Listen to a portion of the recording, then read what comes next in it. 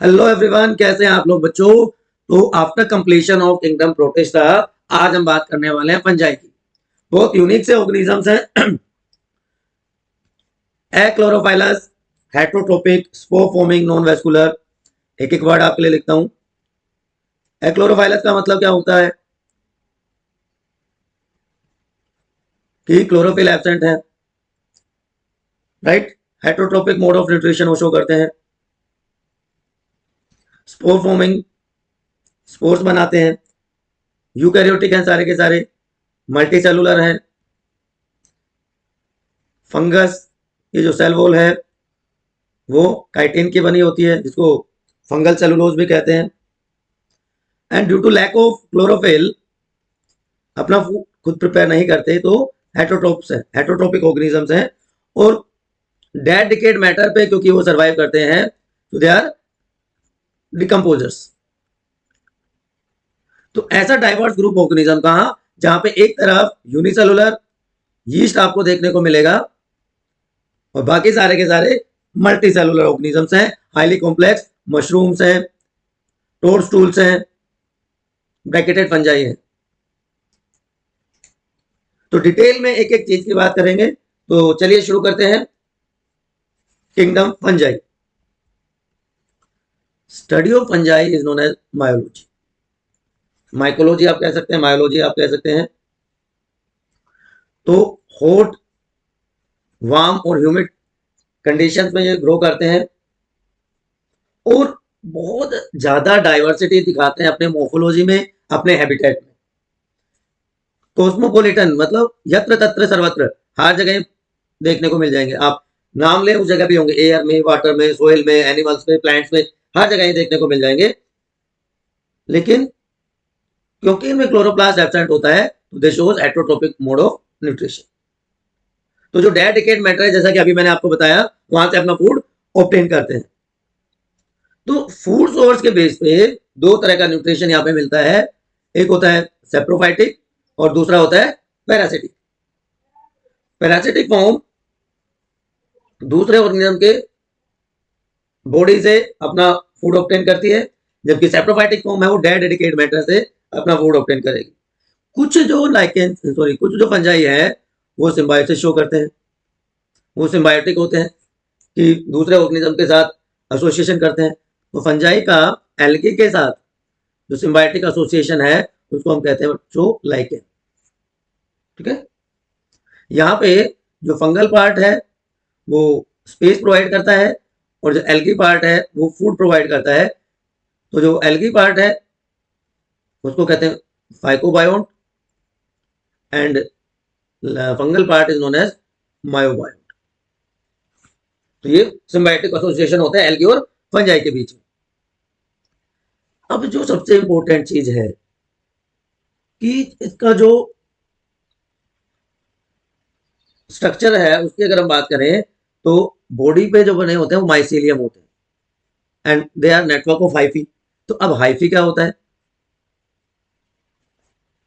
Filamentous structures जो कि fungus की बॉडी में प्रेजेंट होती है। फिलामेंटस स्ट्रक्चर्स कि देखिए, मान लीजिए ये एक स्पोर है, ये स्पोर जर्मिनेट करता है और जर्मिनेशन पे इसे इस तरह की एक स्ट्रक्चर अराइज होती है जिसको हम क्या कह देते हैं, मेन हाइफी। मेन हाइफा से ब्रांच होगी और ये जब एक्सटेंसिवली ब्रांचिंग शो करेगी इस तरह से, चारों तरफ ये स्प्रेड हो जाएगी, then it is known as mycelium.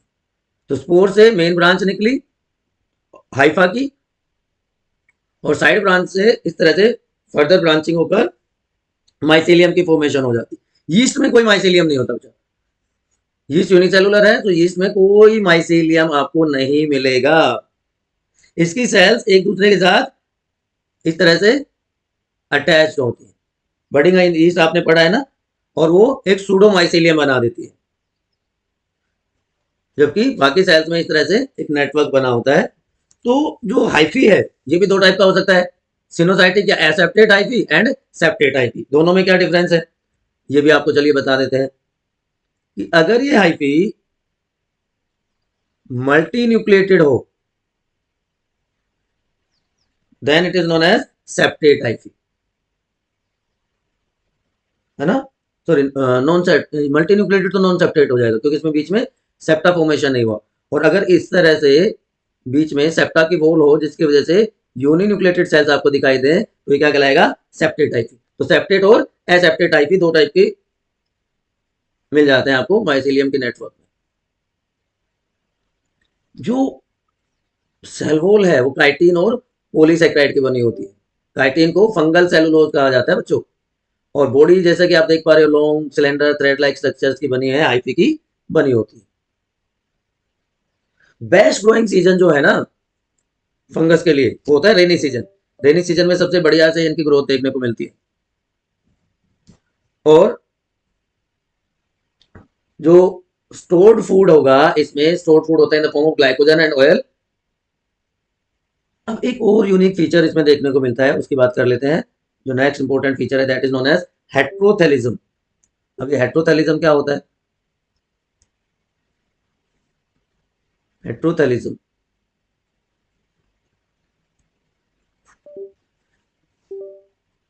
ऐसी स्पीशीज जहां पे फर्टिलाइजेशन दो जेनेटिकली डिफरेंट गैमेट्स के बीच में हो उसको कहते हैं heterothallism. Species in which fertilization occurs between two different genetically different between two genetically different gametes, उसको कहेंगे हेट्रोथेलिज्म। और अगर दोनों सेम हो, दोनों गैमेट सेम हो तो क्या हो जाएगा, होमोथेलिज्म। और यहाँ पे हेट्रोथेलिज्म वर्ड भी हमने पढ़ना है। तो वो गैमेट्स हो गए हेट्रोगैमेट्स और प्रोसेस क्या होगी, हेट्रोथेलिज्म होगी। तो हेट्रोथेलिक कंडीशन में जो फर्टिलाइजिंग गैमेट्स है ना वो अलग अलग माइसीलियम से बनेंगे। Gametes are form from different mycelium, different fruiting bodies से बनते हैं। इसका अगर मैं एग्जांपल आपको बताऊं तो आपको जो म्यूकर है, राइजोपस है, इनमें हेट्रोथेलिज्म देखने को मिलता है। या मैक्सिमम पंजाई आप कह सकते हैं पक्सीनिया वगैरह सब में मिलता है। और जो होमोथेलिज्म है वहां पे जेनेटिकली सिमिलर गैमेट्स है, तो सेम थैलस से वो दोनों के दोनों गैमेट्स डेवलप हो जाएंगे।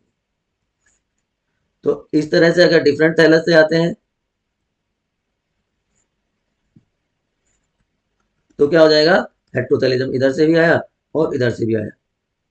और अगर एक ही गैमेट से मिलते हैं तो क्या कहलाएगा, होमोथेलिज्म। एल्ब्यूको कैंडिडा में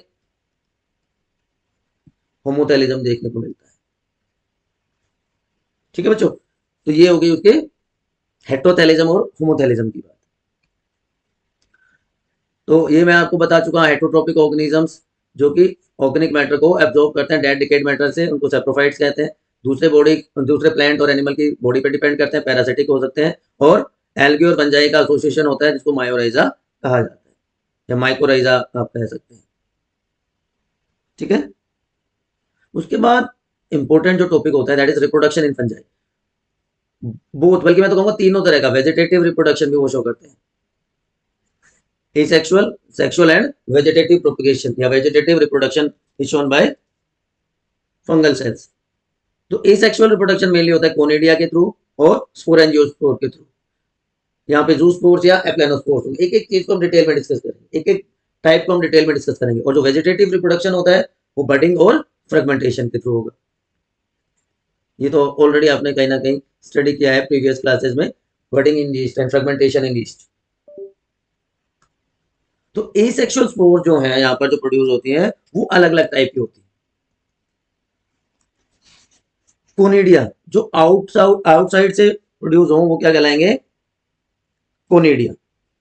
कैसे आउटसाइड से, ये हाइफी है जिसको यहाँ पे कहा जाएगा कोनिडियोफोर। और यहाँ पे इसी कोनिडियोफोर से फ्रूटिंग बॉडीज की फॉर्मेशन होगी। अभी बाहर से डेवलप हो रही है इसलिए इनको क्या कहा जाएगा, एक्सोस्पोर्स। और ये होते हैं conidia, right. Exogenously produced spores are known as conidia. Non motile होते हैं, हमेशा याद रखना, conidia are non motile spores. Penicillium में, एस्परजिलस में मिलते हैं। स्पोरेंजियोस्पोर्स नॉन फ्लैजिलेटेड होंगे, they are non flagellated spores, जो कि स्पोरेंजिया के अंदर डेवलप होते हैं, जो नॉर्मली हम देखते हैं। ये जो स्पोर्स हैं ये क्या कहलाते हैं? स्पोरेंजियोस्पोर्स। और ये एयर करंट के थ्रू डिस्पर्स हो जाते हैं, तो इसलिए बहुत ज्यादा नंबर में ये प्रोड्यूस होते हैं। अब जूस्पोर और एप्लानोस्पोर्स में क्या फर्क है? एप्लानोस्पोर भी नॉन मोटाइल स्पोर्स होते हैं और जूस्पोर्स मोटाइल स्पोर्स होंगे। तो अगर मोटाइल है तो जूस्पोर और नॉन मोटाइल है तो एप्लानोस्पोर।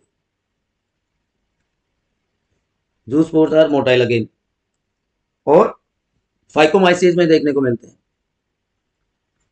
आगे हम क्लासिफिकेशन डिस्कस करेंगे, तो फाइकोमाइसिस में जूस्पोर्स मिलते हैं, Phytophthora पाल्मिवोरा।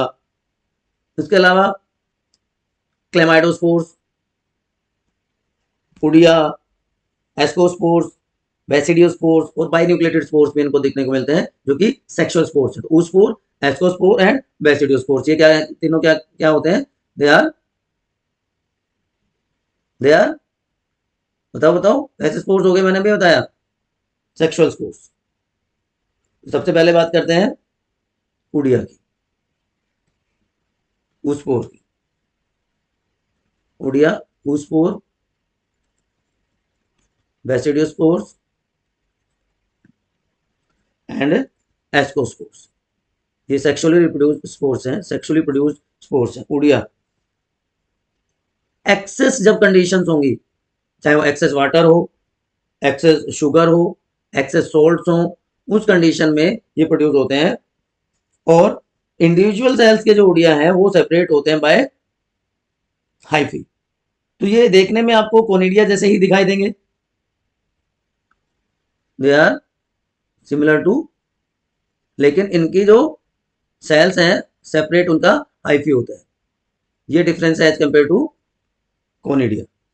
Second one are basidiospores, ये नॉन मोटाइल स्पोर्स हैं, these are also non motile spores. अब ये स्पेशल टाइप के सैक में प्रोड्यूस होते हैं, जिसको बेसिडियम कहा जाता है। ये देखिए स्पेशल टाइप का सैक यहाँ पे हम बनाते हैं, जहाँ पे ये प्रोड्यूस होते हैं।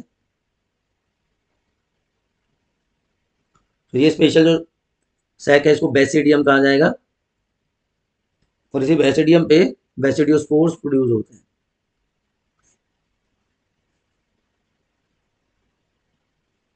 तो इसी के बेसिस पे स्पेशल ग्रुप है बेसिडियोमाइसिस। एस्कोस्पोर जहां पे प्रोड्यूस होंगे वो एस्कोमाइसिस हो जाएगा।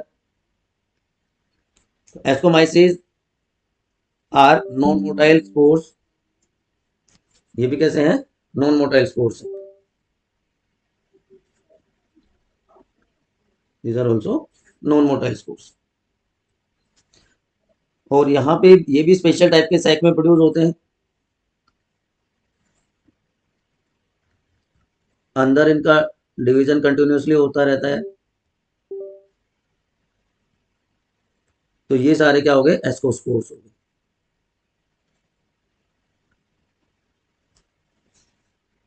और ये जो स्ट्रक्चर्स बनेंगे वो क्या कहलाएंगे? एस्कस। सेक्सुअल जो साइकिल होती है उसमें अलग अलग फेजेस होंगे, 3 फेज मेनली सेक्सुअल साइकिल में जो हमारे फंगल सेल्स हैं उनमें देखने को मिलते हैं। 3 प्रोमिनेंट फेज है। सबसे पहला जो फेज है उसको क्या कहते हैं? Plasmogamy. Second one is karyogamy and third one is zygotic meiosis. अब जो दो गैमेट्स हैं, चाहे वो मोटाइल हैं चाहे वो नॉन मोटाइल हैं, दो गैमेट्स फ्यूज करते हैं, उस फ्यूजन को कहा जाता है प्लाज्मोगेमी, क्योंकि उनके जो न्यूक्लियाई हैं वो फ्यूज कर जाएंगे, then it is known as plasmogamy.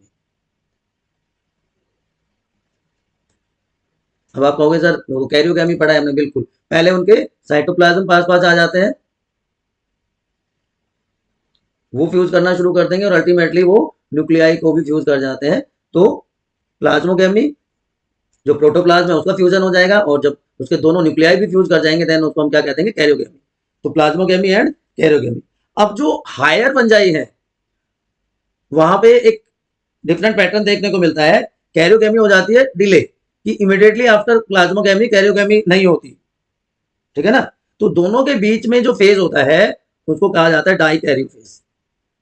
Die Cairo phase उसको कहा जाता है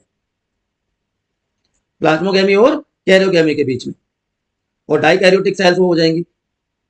तो ऐसे फंजाई में जो लाइफ साइकिल है वो 3 फेजेस में कंप्लीट होगी, प्लाज्मोगेमी, डाइकैरियोफेज एंड कैरियोगेमी।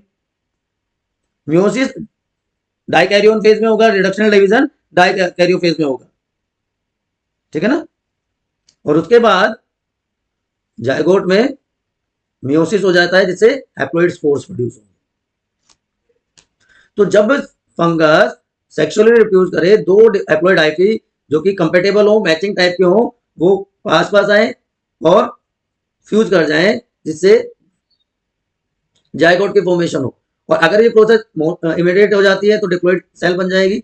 लेकिन कुछ फंजाई, हायर फंजाई मैंने जैसे बताया ना, एस्कोमाइसिस और बेसिडोमाइसिस में एक अलग से स्टेज होती है जिसको डाइकैरियोफेज या डाइकैरियोटिक फेज कहा जाता है, जहां पे 2 न्यूक्लियाई पर सेल प्रेजेंट होंगे, तो डाइकैरियोन बन जाएगा। उसके बाद टाइम पीरियड के बाद पेरेंटल न्यूक्लियस यूज करेंगे, डिप्लॉइड सेल की फॉर्मेशन हो जाएगी, और फ्लोटिंग बॉडीज बनने के बाद म्यूसिस स्टार्ट हो जाएगा जिससे हैप्लॉइड स्पोर्स प्रोड्यूस होंगे, ठीक है। अब जो ये सेक्सुअल रिप्रोडक्शन है, इसमें वो अलग अलग टाइप का होता है। सेक्सुअल रिप्रोडक्शन की टाइप की अगर मैं बात करूं तो जो सेक्सुअल रिप्रोडक्शन है वो डिफरेंट मोड से आपको देखने को मिलेगा। इसमें पहला होता है प्लेनोगेमेटिक कोपुलेशन। प्लेनोगेमेटिक कोपुलेशन क्या होता है प्लेनोगेमेटिक? कि जो फ्लैजिलेटेड गैमेट्स होंगे, मोटाइल गैमेट्स होंगे, वो डिफ्रेंशिएट कर जाएंगे और उनका फ्यूजन हो जाएगा, वो फ्यूज कर जाएंगे। अब फ्यूजन ऑलरेडी हमने पढ़ा है, गैमेटिक फ्यूजन अलग अलग टाइप का हो सकता है। ये आइसोगैमस हो सकता है, यहाँ पे दोनों के दोनों जो गैमेट्स हैं वो मोर्फोलॉजिकली एक जैसे हो। आइसोगैमस डिफरेंट हो, और ऊगैमस जब फीमेल गैमेट लार्जर होता है as compare to male gamete, ठीक है ना। तो फीमेल गैमेट नॉन फ्लैजिलेटेड होगा अगर वो लार्ज है। तो पहला क्या हो गया, प्लेनोगैमेटिक पॉपुलेशन। कैसे शो करोगे? इस तरह से आइसोगैमी हो गया। दूसरे में क्या करेंगे, एक गैमेट बड़ा होगा, एक गैमेट छोटा होगा, तो ये क्या हो गया, अनाइसोगैमी हो गया। और अगर एग सेल लार्जर है और जो मेल गैमेट है वो स्मॉलर है, तो क्या हो जाएगा, ऊगैमी, ठीक है। तो ये कहलाता है प्लेनोगैमेटिक कोपुलेशन। सेकंड टाइप होती है गैमेटेंजियल कोपुलेशन। गैमेटेंजियल कोपुलेशन में क्या होगा, यहां पे पहले मैं आपके लिए डायग्राम बनाता हूं फिर आपको समझ में इजीली आएगा। 2 हाइफी है, ठीक है। अब एक तरफ से एक गैमेटेंजिया और दूसरी तरफ से दूसरा, ये दूसरा हाइफी था। तो ये दोनों फ्यूज कर जाते हैं गैमेटेंजिया, तो it is known as gametangial contact. 2 type के सेक्स ऑर्गन है, एक हो गया एंथ्रीडिया और दूसरा हो गया फीमेल गैमेट ऊगोनिया। तो मेल और फीमेल गैमेट्स फ्यूज कर जाएंगे, मेल गैमेट का जो न्यूक्लियाई है वो ट्रांसफर हो जाएगा इनटू फीमेल, और उसके थ्रू एक फर्टिलाइजेशन ट्यूब के थ्रू। थर्ड टाइप जो सेक्सुअल रिप्रोडक्शन की होती है उसको कहते हैं गैमेटेंजियल कोपुलेशन। गैमेटेंजियल कोपुलेशन नाम आपको सुनने में एक जैसे लग रहे हैं, कॉन्टैक्ट पॉपुलेशन, बट डिफरेंट होता है। ये कॉन्जुगेशन का टाइप है, कॉन्जुगेशन में सेक्स पिलाई या कॉन्जुगेशन ट्यूब की फॉर्मेशन होती है। यहाँ पे भी जो गैमेटेंजिया है डायरेक्टली फ्यूज कर जाएंगे और जाइगोस्पोर बना देंगे। अच्छा, वो डायग्राम हमने, सॉरी, ये डायग्राम हमने गैमेटेंजियल पॉपुलेशन का बना दिया था बच्चों, sorry for that. Gametangial population, gametangial population में डायरेक्ट हो जाता है। गैमेटेंजियल कॉन्टैक्ट का जो डायग्राम है मैं यहीं पे बनाता हूँ आपके लिए, कि ये फीमेल गैमेट है और ये मेल गैमेट है, तो डायरेक्टली ये फ्यूज कर जाएंगे। एक्सेल जिसको हम ओगोनियम कहेंगे और एंथ्रेडियम कहेंगे, वो डायरेक्टली फ्यूज कर जाएंगे बाय फॉर्मेशन ऑफ डिस्ट्रक्शन। लेकिन इसमें गैमेटेंजियल पॉपुलेशन में डायरेक्टली वो फ्यूज कर जाते हैं एक दूसरे के साथ। तो गैमेटेंजियल पॉपुलेशन में क्या हुआ कि टाइप है कॉन्जुगेशन का, जहां पे दोनों टाइप के गैमेट जो है वो डायरेक्टली फ्यूज कर जाते हैं।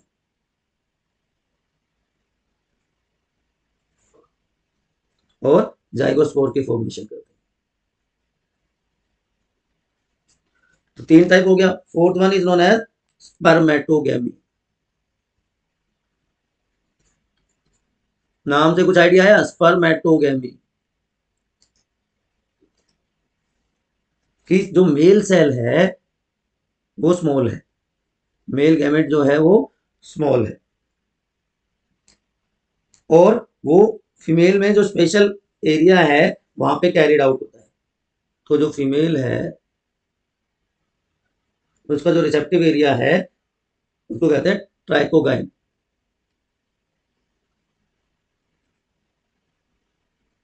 ट्राइकोगाइन रिसेप्टिव रीजन है, फीमेल सेक्स ऑर्गन है।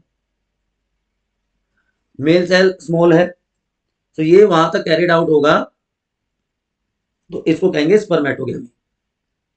And lastly somatogamy. सोमैटोगैमी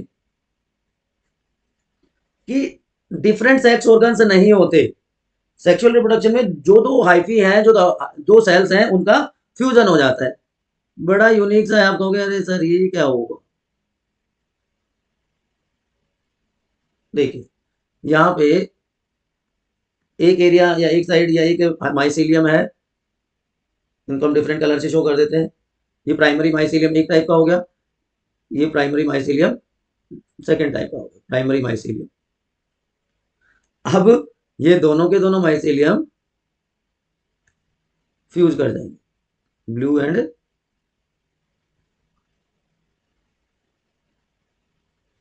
ये हो गया येलो सोमैटोगैमी। तो पॉजिटिव नेगेटिव अगर हम इनको लिख दें तो सेकेंडरी माइसीलियम में पॉजिटिव नेगेटिव दोनों एक साथ आ जाएंगे। This is somatogamy.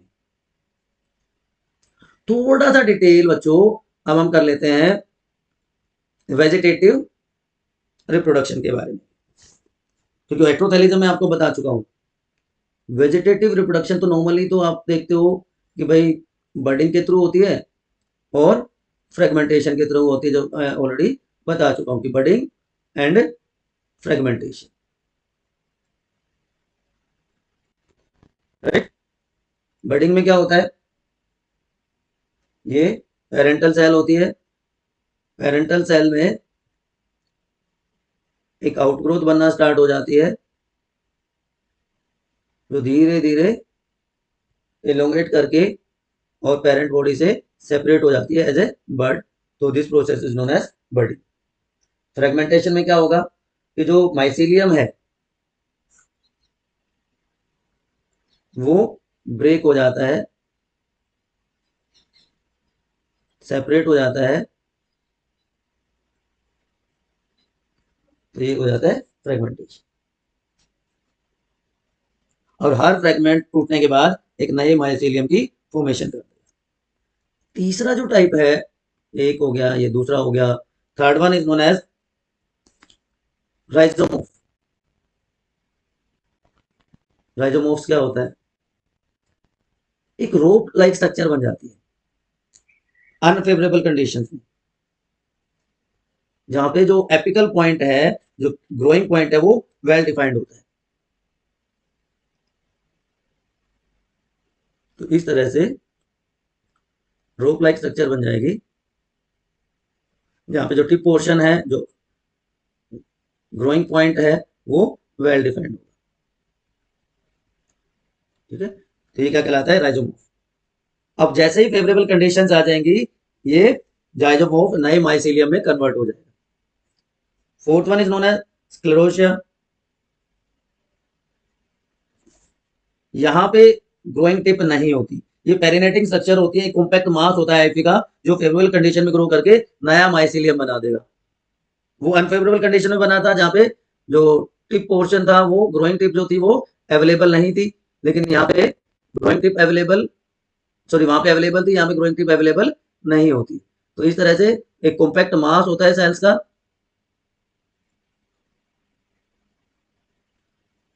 जो कि फेवरेबल कंडीशंस में नया माइसीलियम प्रोड्यूस करता है। ये सारे के अंदर तरफ सारी की सारी सेल्स फिल्स होंगी। क्लेविसेप में ये देखने को मिलता है, स्क्लेरोशिया। ठीक है, so these are different types of vegetative reproduction techniques. Already हमने डिफरेंट टाइप के स्पोर्स की बात कर ली, जो कि एसेक्सुअल रिप्रोडक्शन में मेनली प्रोड्यूस होते हैं।